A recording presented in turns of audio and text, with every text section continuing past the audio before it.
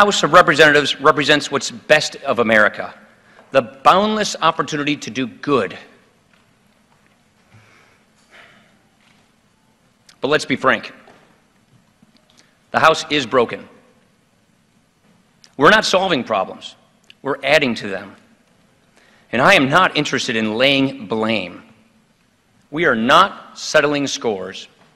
We are wiping the slate clean.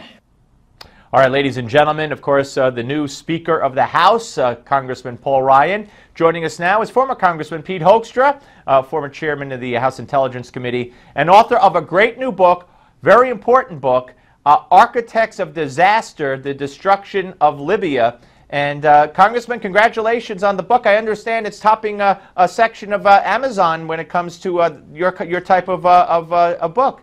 That's absolutely right. For the last week, we've been the #1 seller in international diplomacy. The book's doing very, very nicely. Thank you. Well, you're welcome. And you beat out Henry Kissinger. That's quite an accomplishment. We'll try to get in more about the book. We're having you back next week to talk solely about the book. But let me ask you about the election of Paul Ryan. And I think, what do you make of him saying we're not settling scores? Is that a message to the conservative wing of the Republican Party who have rightfully accused Boehner in the past of doing just that?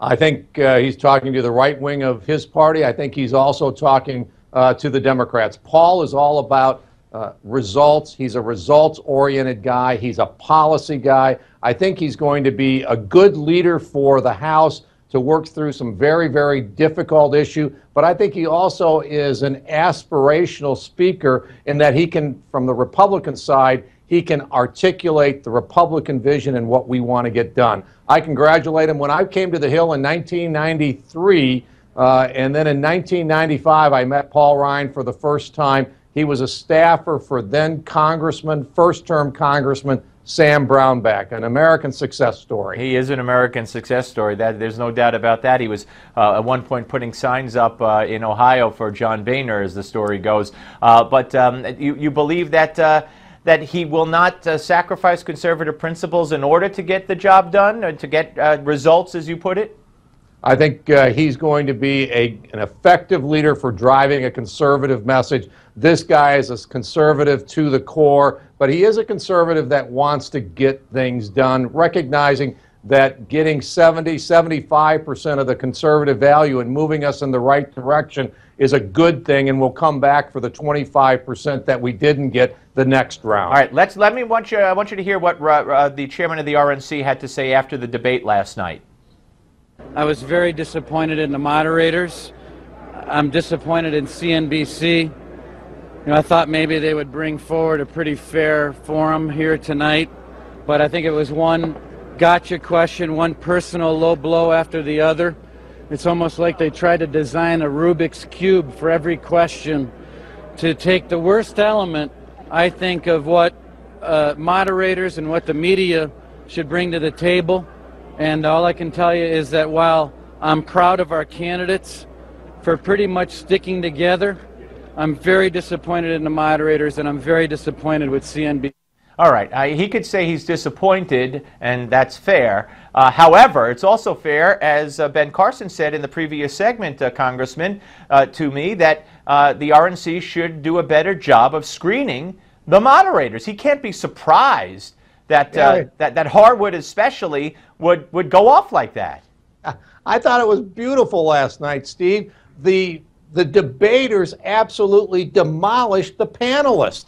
We couldn't have asked for anything better. We exposed the left-wing media for exactly what it was. Rather than trying to get some folks from MSNBC or CNBC and trying to pass them off as conservatives and believe that they are objective, America saw what many of us believe is that much of the media has a real bias, and the 10 people on the stage last night demonstrated it, and they got the best of the argument. Let's not complain about it. Let's claim victory. We exposed the media for what they were. And who do you think stood out last night? Oh, I think that, the governing folks, the people with the experience, Rubio, Cruz, Christie, and John Kasich, I think they all stepped up their game last night. I think you're going to see the two or three people who don't have that much experience they're going to start falling down in the polls. People realize and recognize we need somebody that understands the process, that has fixed problems before, to go into this, to be our next president. So I think those four, they really distinguish themselves. All right, let me ask you about your book, Architects of Disaster, The Destruction of Libya. Hillary, certainly, as we have found out, she was pushing for what we did in Libya. She was pushing for the overthrow of Gaddafi, wasn't she? She absolutely was. She took great pride in what happened in Libya. We saw, we came, he died. She tried to articulate in the Democratic debate that Libya was a success story. It's not a success story. It had been a success story for 9 years. She and President Obama snatched defeat from the jaws of victory. Northern Africa was stabilized. Today, Libya exports weapons, it exports fighters, and it exports jihadist ideology throughout Northern Africa and into the Middle East. And it gets a whole lot uglier than that. And there was nothing, in 30 seconds, there was nothing that was in the interest of our national security in deposing of Gaddafi, was there?